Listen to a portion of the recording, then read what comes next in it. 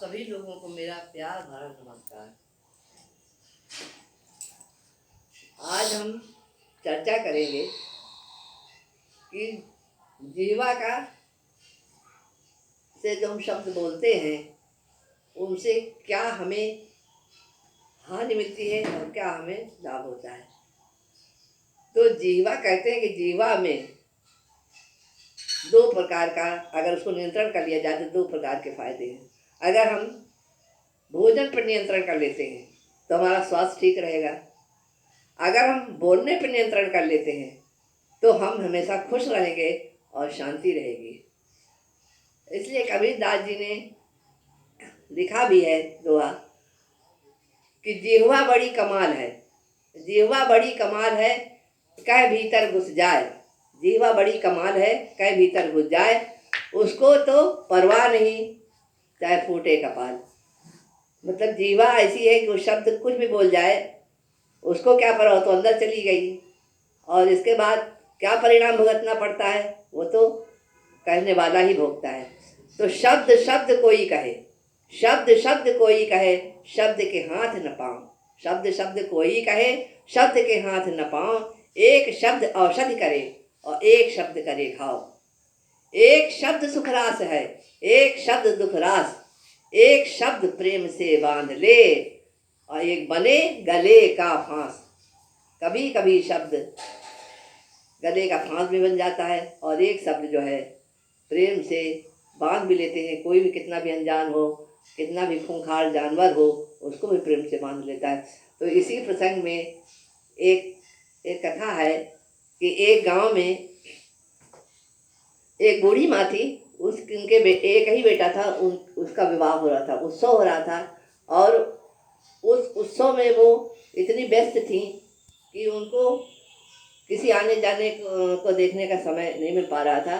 लेकिन उसी समय एक संत थे जो कहीं तीर्थ यात्रा से लौट रहे थे, सांझ की बेला हो गई थी, तो बुढ़िया माँ के पास आए। उन्होंने कहा कि माँ, अगर हमको थोड़ा सा विश्राम करने के लिए थोड़ी जगह आपके घर में मिल जाए बाहर और थोड़ा भोजन मिल जाए तो अच्छा होगा। तो उन्होंने कहा बहुत अच्छी बात है, हम बिल्कुल आपकी व्यवस्था करेंगे। तो उन्होंने अपने जो बाहर चबूतरा था उसमें उनको विश्राम करने के लिए कह दिया और 1 किलो चावल दे दिया, एक हड़िया दे दी कि आप इसको भोजन तैयार कर लीजिए, आप भोजन पाइए। संत ने भोजन किया, विश्राम किया। लेकिन संत की एक आदत थी, और तो वो ठीक थे, उन्हें अनुराग था भगवान से, जब ध्यान भी करते थे, लेकिन वाणी उनकी जो थी वो बहुत कटु थी। वो ये नहीं सोच पाते थे इसका परिणाम क्या होगा। तो दूसरे दिन फिर बुढ़िया माँ ने चावल दिया और वो हड़िया में पका ही रहे थे।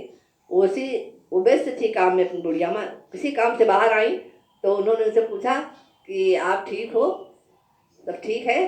तो उन्होंने कहा हाँ सब ठीक तो है।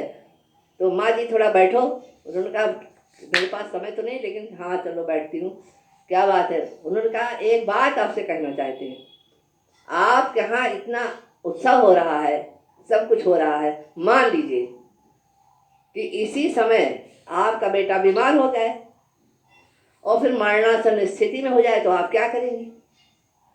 अब तो ये शब्द सुनकर बुढ़िया में के जैसे घाव हो गया और वो पीड़ा से बिलख पड़ी, क्योंकि ये शब्द उस समय कहे गए थे कि जिस वह अनुकूल समय नहीं था जिस समय ये शब्द कहे गए थे। शब्द सही है लेकिन उसका अनुकूल समय नहीं था कहने का, इसलिए बहुत दुखदायी था ये शब्द।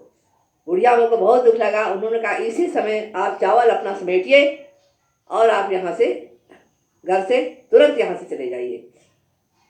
साधु जी क्या करते, वो तो अपने अपने आदत से मजबूर थे। तो उन्होंने अंगौछा निकाला और जो चावल था वो उसको माड़ सहित डाल दिया अपने अंगोछे में, चल दिए। लोगों ने रास्ते पूछा, अरे संत जी ये क्या चू रहा है, ये माड़ चू रहा है, क्या चू रहा है? तो साधु ने कहा कि नहीं, ये माड़ तो चू रहा है, लेकिन ये मेरी और ये जीभ में जो घुसी जो लानत है ना, जो मेरे अंदर जीभ है उसमें घुसी जो लानत है जय, वो इस घिनौने रूप में अपनी आदत बताती जा रही है। जो चू रहा है ये अपने घिनौने रूप में आदत बताती जा रही है, क्योंकि जीभ में जो घुसी लानत है यही घिनौने रूप में अपनी आदत बताती जा रही है। असमय में, इसीलिए असमय में कहा सत्य वचन भी अपमान और उपेक्षा का भोगी होता है। कभी भी असमय में वो बात सत्य भी हो लेकिन उससे अपमान उपेक्षा ही मिलती है। इसीलिए कहा गया है कि आप दूसरों की निंदा करने के पहले आप अपने दोषों को देखिए, अपने को देखिए, तब आप बोलिए। हे तराजू तौल कर तब मुख बाहर आन। वाणी बहुत सोच समझ कर बोलना चाहिए, बहुत समय स्थिति देख कर बोलना चाहिए। आप सभी लोगों को प्रणाम।